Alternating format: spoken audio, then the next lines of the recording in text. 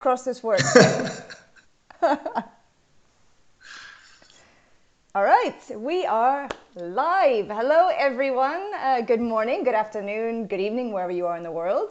Obviously, I'm joined now by Lauren, the Invincible himself. How are you? I'm very good.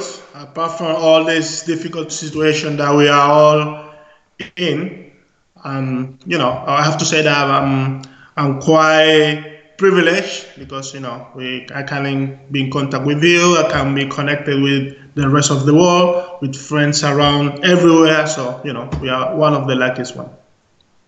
No, you're absolutely right. I mean, we are very lucky. We're very privileged that we have a roof over our heads, that we have entertainment, Yeah. we have Netflix, we have TVs, we have movies, we have music, we have whatever we want, you know. I mean, we are very lucky and fortunate, Yeah. and I'm very thankful to, at least given the circumstances, be in that kind of position and to have my health, right? Yeah. I mean, you look healthy as well. You look good. You look like you're taking care of yourself. Thank you, though. So I'm happy to see that. You're in Sevilla, right? You're at home in Yeah. Sevilla. So what's it like down there? I mean, here in Barcelona, I mean, I imagine it's quite similar to what's going on down in Andalusia, but everybody's been behaving Yeah. themselves, they're staying indoors, they're Yeah. looking after themselves. Every night at 8 o'clock, everybody coming out on the balconies, banging their pots, clapping their hands for the health workers, which is a really nice thing as well. What has the atmosphere been like down there in Sevilla? Yeah, I have to say that the society down here has been behaved fantastically well. If you see people, strict to the rules, strict to what the government have been saying to all of us, to stay in the house, to stay at home, to be safe, try to avoid that kind of contact, go out in massively. So everything has been going the way that the authorities down here have been spot on to the people, and people have been respond fantastically well. So we have to be glad that we're in the society that they understand the situation because it's not easy, and they've never been in this type of condition. Because one thing is to know that you cannot go out, but something is to assimilate that the process mentally, psychologically, that I have the right to go out, I'm free because this is the society that everybody has the right to go out, but you cannot. So everybody has been everybody has been respond in a fantastically way. So I'm glad that people down here in the south have been spot on. And you famously have a very, very large family, which everybody I think already knows.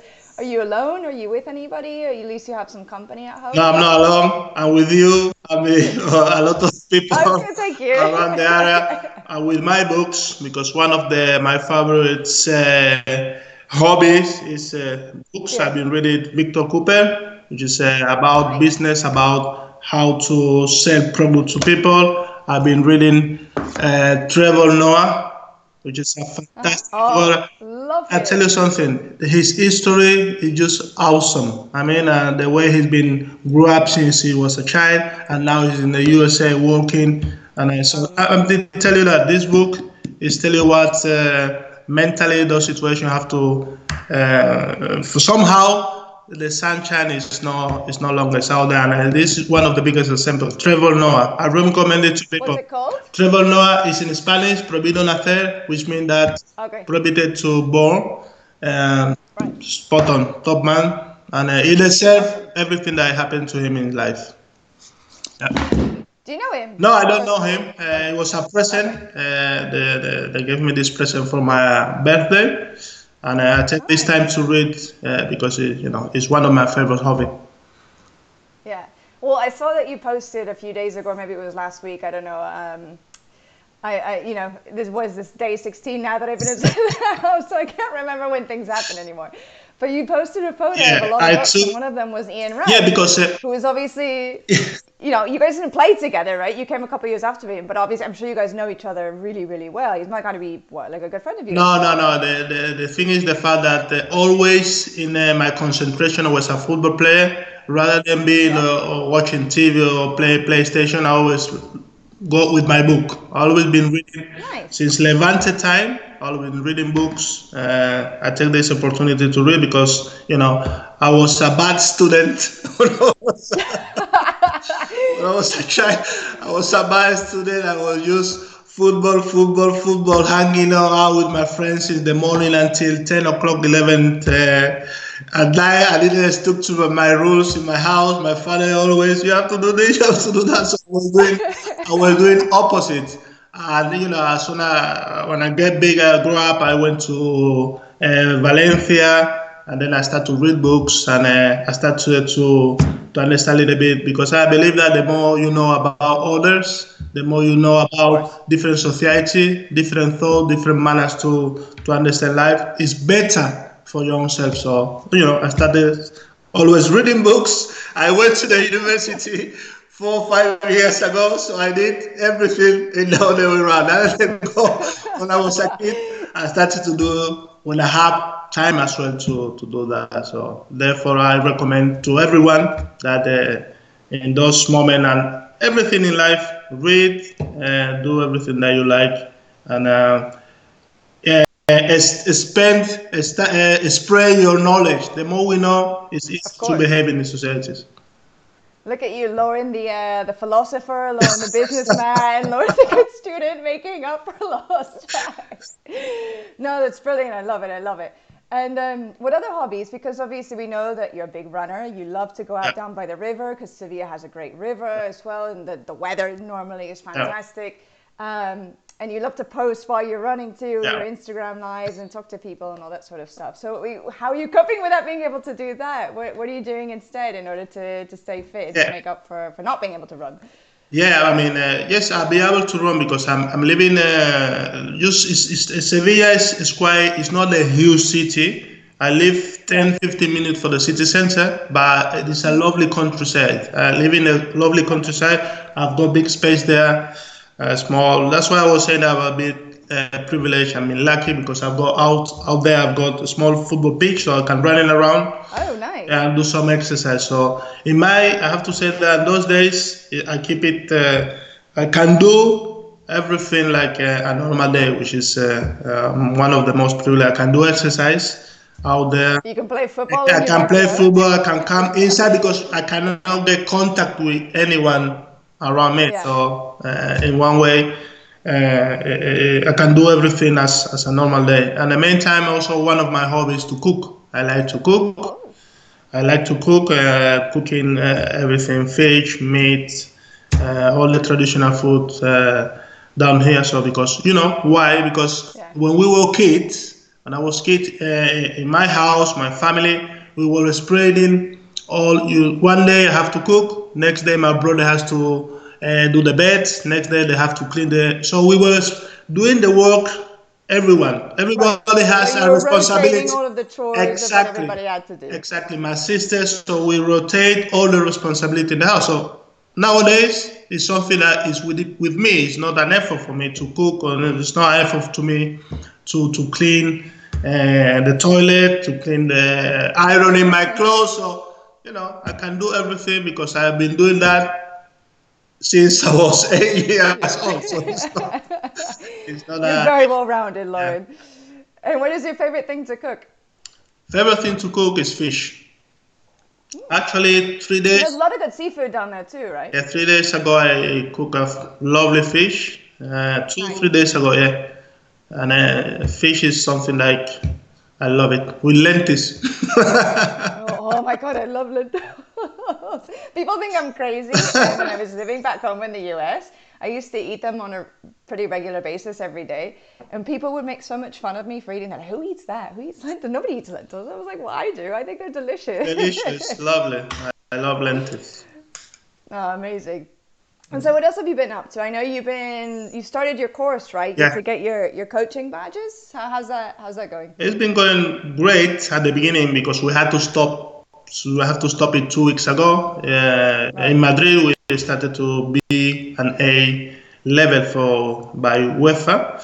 And we had a great people around there, the like of Fernando Torres, Marquez, Alberoa, Ibagaza, so we met people that we've been playing in Mallorca days, and the fact that it's something new, because as you know, I do it for to get some more knowledge about. It's not it's something specific. But the So you don't necessarily want to be no, a no, coach no, to become a no, coach. no. It's Okay. just something to get knowledge. In fact, working with you guys, you're a specialist. Guillaume, Mark, all of them are specialists. So you need to have more knowledge in order to understand all of. Because as a footballer, I know my part, Sure. but I don't know about coaches. The coaches have something, have different views. So the more you get forward your knowledge is better in your daily basis. Working on the TV, you have to have some knowledge, of course. Therefore, I'm Oh, doing of it. course. But you also have a very unique perspective that, people that you've already mentioned don't have, which is that you were a professional footballer and one of the best and at the top of your game, which Yeah. is, such a pleasure for us. We're privileged to have you there with us on a regular basis to talk about football and to talk about LaLiga and everything else. So having said that, I know you guys. You mesmerize when you see me coming through the studio, but we're like, oh God, it's uh, Lauren again. uh, We have to deal with him again. Shit. But No, I'm kidding. the more knowledge you have, I think is good to understand the game.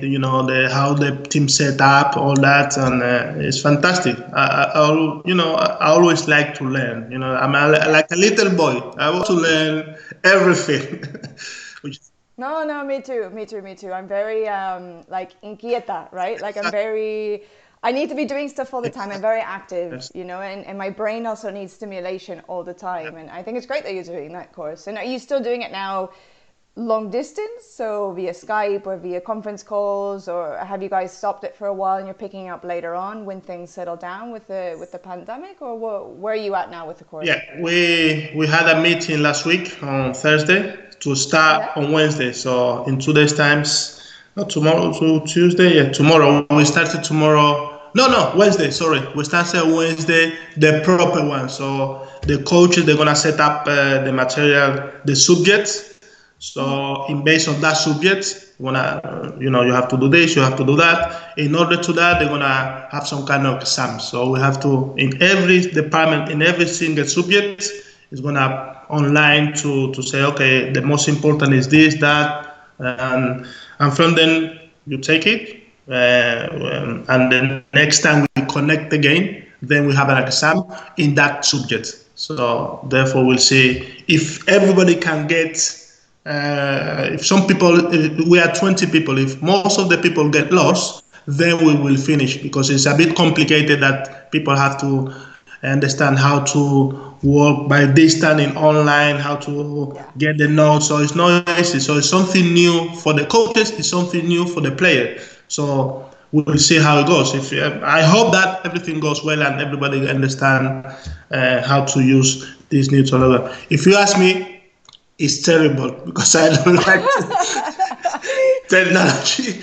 Technology is not the best thing for me. For me, I prefer to understand. It's better when you get the person in front of you, one by one, or 20 against one, or 1 against 25, and then you have that kind of connection where all your doubts and all your different thoughts, you can tell the person straight away. But as the society progress, we have to learn the new issues too, and this is the time now, so we have to learn as soon as possible.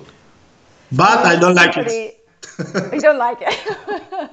You may not have a choice but to adapt, because, my friend, technology, these kinds of conversations are the way of the future. So I think we're going to have to get used to it. Yeah. So you mentioned some obviously very incredible footballers that are taking the course with you. Ever the competitive athletes, I can imagine. Is there any a bit of banter between you guys? Tell you something, Fernando Torres, it could be a top coach in the future. You could see his personality, you could see the way he understands, because we have to planning already the first week. You have to plan 2 sessions of training. It means warm up, and then 3 sessions, but you have to connect the 3 of them. The 2 of them, at least 2 of them, is to say warm up, second exercise, or the second exercise with the final one. Right. So he did a few. He set up a few ways. I extrapolated to the third one, and he was doing very clear, very obvious. You could see that his mind is counter-attack. His mind is to play, pass, move the ball, and then as soon as he get the ball, go forward. So you have to, I you wonder can where you see got that. that from. Yeah, you could see that it got in the mind the quick transition, the counter-attack, but it's Right. very clear. Fernando Torres, he got everything very clear, and I think it could be a good coach in the future. So maybe one day we'll see him at Atletico Madrid, or maybe Maybe. even England. Who knows? Ah, that's quite exciting. That's good to know. So obviously, I imagine everybody is obviously talking about the situation. It's not all about football. You know, it's a really difficult time for everybody. You know, for myself, for you guys. But if this had happened when you were playing during your playing days, I mean, how do you think you would have been able to cope with it at that time? As an athlete at the top of your game, how do you think you would have dealt with it? We don't know. I mean, we think we can do something, but this thing has been unpredictable. Even the people that they really know the disease, they already know the professional, they know the disease, the professional they know with this kind of pandemic, they don't even know. As a footballer, maybe I don't know how I'm gonna react. Personally, I will go out. I will keep doing because when I was a player, I was too professional. I was the guy that my day off, I used to go to training. So I think I will behave in the same way. I will try to do my best, training outside, do all the exercise that the fitness coach will send to us. I will be very focused on that for sure. But how's gonna be that process? We don't know really. And are you in touch with any players who are currently active anywhere, either in Spain or in England, to get a sense of what they're doing and how they're trying to deal with this? None of them, just retirement. we have we have a three group of players of football. My group of when we were at Sevilla, when we were in the academy, we stayed in the contact. I've got Right. the Mallorca legends with Paco Sanz, Fernando Niño, and I've got the one.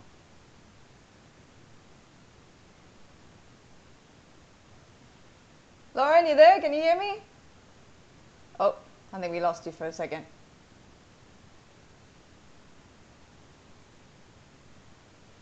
Let's see if we can get him back. Oops.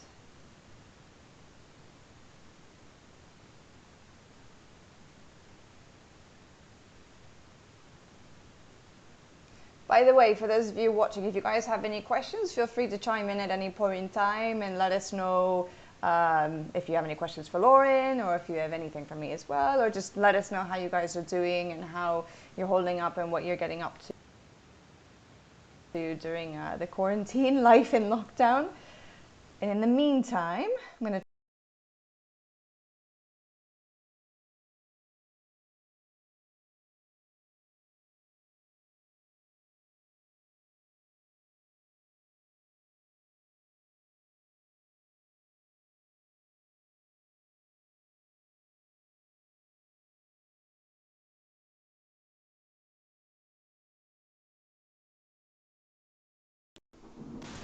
There you are. Yeah, what happened? I don't know. Technology, your friend. Something happened there. It's your camera. It's my camera. It's definitely my fault. Don't worry. So let's fix this. Okay, there we go. Yeah. Like nothing ever happens. We're back in This is business. life. So sorry. What were you saying when we lost you? I'm saying that we are in different groups of WhatsApp. Legend from Mallorca, legend from the UEFA BNA lessons. They've set up the WhatsApp with my colleague with Sevilla in the academy, but no contact with current professional players. All right. Okay. Fair enough. So let's see. Somebody earlier asked us about, let's see, discreet African. Wanted to know, I guess, if I prefer to be spending quarantine in the US or in Spain. So I can ask you the same question. Is there anywhere else you would prefer to be other than in Sevilla at the moment to spend your time in quarantine? Well, Or is this, I mean, Sevilla is your home, isn't it? yeah. I mean, that's where your whole family is and everything. So, Well, if you have to choose a place right now, I don't know, someone with. I never been in. a deserted island. No, no. I would be. I would really love to go to LA because you're always talking about LA. So I would love to be there because I never been in LA. So let's see. Okay, well, you have to go. You have to go, Yeah. definitely. You know, representing LA, of course, my hometown, for those of you who don't know that, from LA. So thank you very much. I'm glad you picked that city. If I had to pick, I mean, it's tough, right? Because my parents are in the US. So on the one hand, it's quite hard having them far away and not being able to do this together. But at the same time, social distancing, they say that maybe, you know, people our age could infect people a little bit older. So it might be better that we're actually separated and not in contact, physical contact. And also my life, you know, it's set up here, isn't it? So I'm quite happy to be at home in the comfort of my home, my surroundings in Barcelona while we ride out the storm and you know, hopefully life will go back to normal as it can get, right, as soon as possible. So we have another question for you, Lauren, from Catalin Tibre 93. Were you disappointed when your transfer to Roma fell through back in 2000? Going way back now into the archives. Yeah. I'll tell you what. On that day, because I had to travel on my honeymoon to Roma, because Matteo Alemani was the sport director of Mallorca. They recommended me to go there, so I went there. I was sitting down with Di Vaio. Di Vaio was the captain of Roma on that day, so we went there. I had a lunch with him. We were talking. But I didn't regret because when I came back, Matteo Alemani says to me, Lauren, don't worry, we are not going to sell you right now. Just wait. I think you need more experience. Stay here one more year.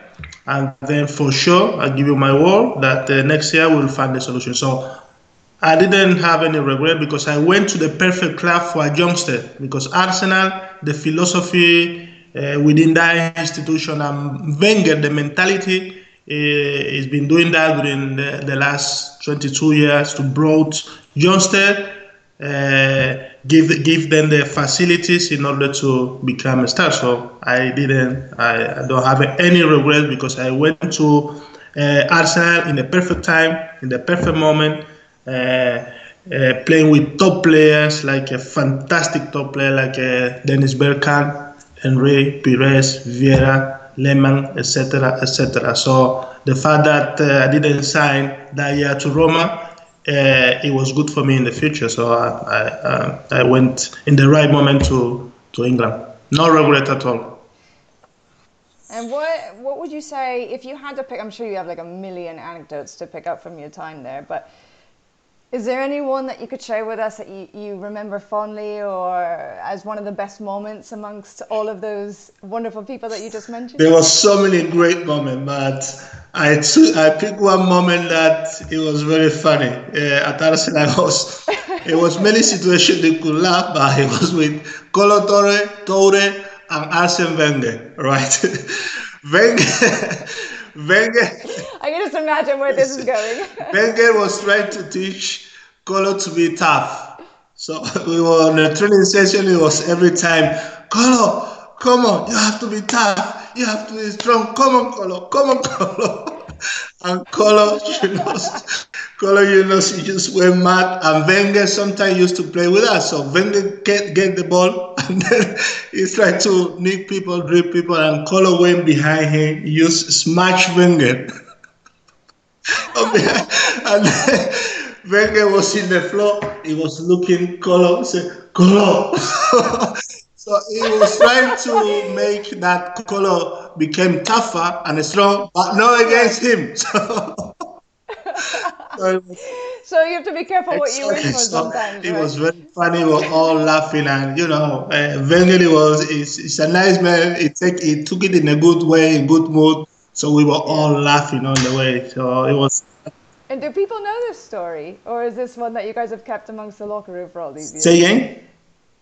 Do people know this story, or is this one that you guys have kept amongst the locker room? I always kept this moment because it was very funny. It was very funny. And also there was, yeah. No, sorry. This is one of the moments that is always there. There was many situations that you could laugh, and I remember one day that Ray Paulo is a funny guy. He always made joke to everyone, and it was really you can laugh all the. At the beginning, I couldn't stand at this guy because he was talking the kind of Cockney and then this English, and then I used to say, what's wrong with this guy? Always laughing, but once you get to know him, it was fantastic because it was very professional. So one day, I think it was him, he took the underwear of Canu, he just put it in the ceiling. Just like stapled it up there, put a pin up there or something, just let it hang. This underwear was awful, a lot of colors, yellow, brown, pink, mix of color. Was terrible underwear. So he put it on the ceiling. Kanye was looking about his underwear. So it was funny, and those moments. Oh my God! Did he change his habits after that? I hope. We thought that, but he didn't. And, those moments that you always keep there because it's many situations that you have to be focused, concentrate, and a lot of pressure. Because when you play in the big game, in the big teams, it's always pressure. So those moments always in your mind because it's some moment where everyone is relaxed, laughing, and take it away from the professional and serious duty. Of course, it's the other side of football, right? That a lot of us don't get to see, but we would love to see because we would love to see that personal side of professional footballers. But what about Wenger? I mean, I know you had a really nice, close relationship with him while you were there. What about now? You still keep in touch with him? Do you still maintain that relationship? Yeah. And what kind of things do you guys talk about? I just keep texting him and talking to him by the phone. Last time we was asking about something. It could be great in the future, and I hope that it happened at the end. We'll see, but I can't talk too much because you never know. Right. We'll stay tight-lipped on that. We don't know what's going on in the future. We hope, first of all, to end up this situation because it's been affect all the sectors, journalists, football, economy, and this terrible situation is affecting all different sectors. So we hope to finish this moment, and then things hopefully in the future will get better. And what was his reaction when you told him that you were getting your coaching badges? Sorry? What was his reaction when you told him that you were getting your coaching badges? I didn't talk to him about that. No, he didn't know. Okay. Because I had my previous contact early before because I didn't decide to make this coaching badge until, okay. Okay, well, you'll have to let me know because I'm very curious to know when we'll have to wait. Finds I hope that Wenger understand my thoughts, what I'm looking for in future. He knows me. Yeah. He knows that if he gave me the chance, I will never disappoint him. I could be good. He seems like such I could be good. I could be bad, but I will never disappoint if you give me the chance to do something good, to do something. Brilliant. Well, we're looking forward to it. I want to hear more about this whenever it evolves over the course of time. But we have another question for you from DashBFC. Do you think that the financial situation with clubs may put pressure on financial fair play?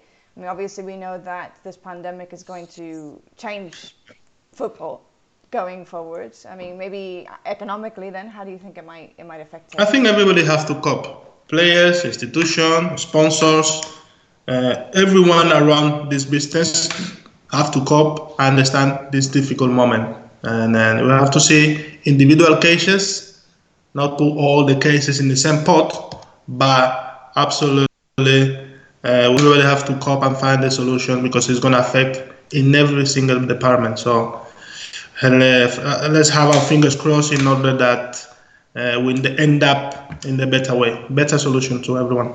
But obviously, it's For sure. affecting and it's going to affect economically and in every manner. Yeah.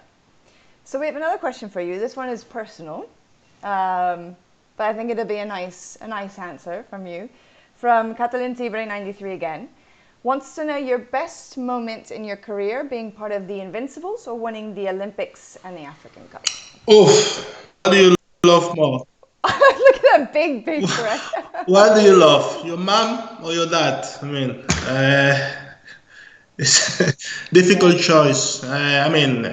Being an Invincible, being winning the league at Old Trafford before the Invincible. I mean, those moments against your best rival. I mean, the like of Van der Sar, Roy Keane, Paul Scholes, Ryan Giggs, Van Nistelrooy, Cristiano Ronaldo, the best Manchester United in the history.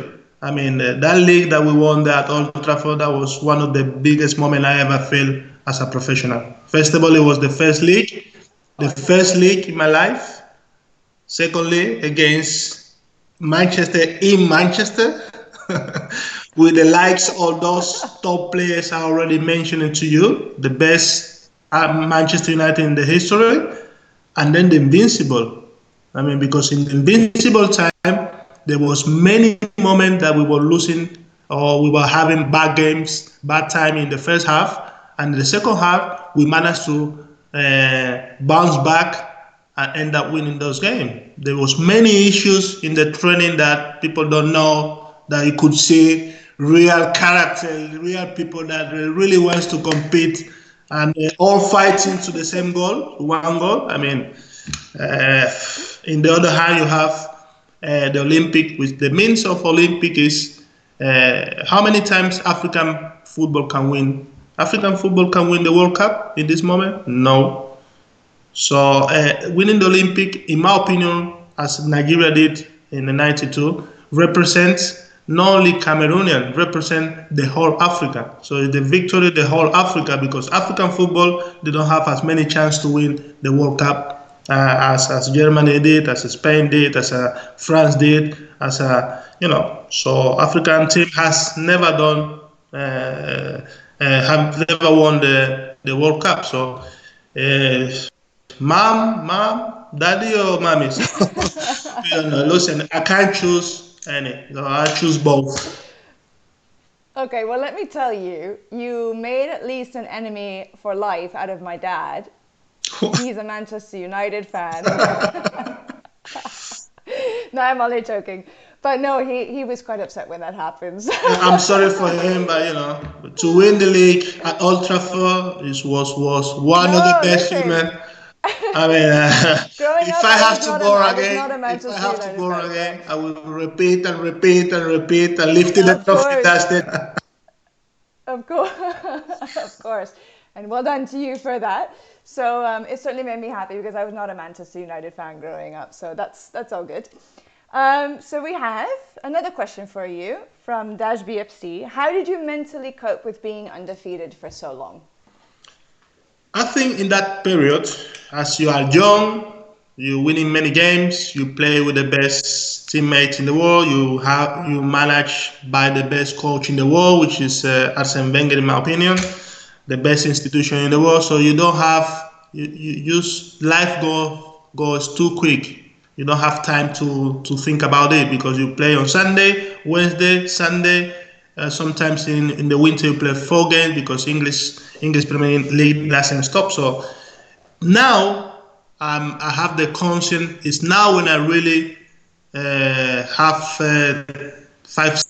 You're aware exactly, and you can reflect on what happened on that time. Yeah. So in my time, I didn't have any time. I didn't even think about it. I was like a machine. This game, next one, training, home, house, training, home. I didn't care about anything else. I was 100% just thinking about my own duties. I didn't even celebrate sometimes. We won the double, we won the Invincible. I didn't celebrate it. After this, we had the party, the club, all teammates. I didn't go out. I just went to my house. I didn't care anymore. I just, next day, what am I going to do next on training? honestly. Right. Now I enjoy it Ever's a more. professional. Now when I am ready, I enjoy it more now than in my playing days. Okay, so how did you mentally cope now then, seeing that Liverpool this season were coming after that Invincible record? Yeah, I was happy. And I'm sure you're very happy it didn't happen in there. But when was there a point in time that you started getting a little bit nervous, thinking, "Oh my God, they're gonna do the same thing as us. They're gonna equal our records." Honestly, Or you think, nah, not gonna happen. honestly, no, I didn't care because I didn't pay attention about Liverpool. So seriously, I didn't care. I was more focused about doing Really? the La Liga, analyze this, that, than looking about Liverpool. Oh, good I didn't answer, care. you. Good answer. No, honestly, I didn't even bother. I didn't care. But I tell you something: the day that they play against Watford, Watford? before the game and the first half, 15, 15 minutes, I said to Andres Corpas, that you know very well, I said to him, Liverpool is gonna lose today. And how did you know that? Because Your crystal ball?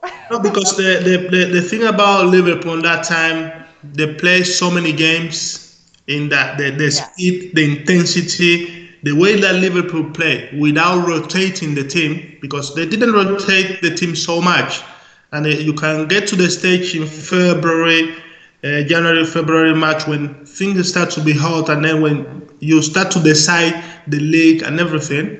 And I said to, if you don't rotate the team and always the first 11, the same 11, all the games with that kind of intensity, the speed, the high intensity, the pressure that Liverpool implement in every single game, you can't cope the whole season with the same 11. Therefore, I said to Andres, look, today, the way they started the game, I saw him. And before those games, you could see that Liverpool didn't play. You could Yes, tell, yeah, that they were exactly. dropping They their start level to a bit, drop. They weren't they? didn't play the same way. They were a bit doubting. So I thought today I have the feeling that they were going to lose against Watford, and they did it. I was happy after that.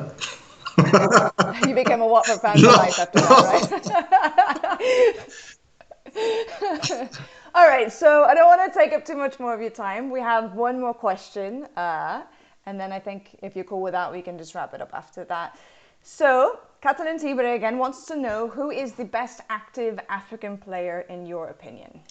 there were many African players during the Kanu, Jebo, Abeli Pele, Roger Mila. I think Roger Mila in that World Cup he did. We all, unbelievable the way he did. The Drogba, Marc Vivian Foe, rest in peace. There were so many African players, individual Sadio Mane, Salah.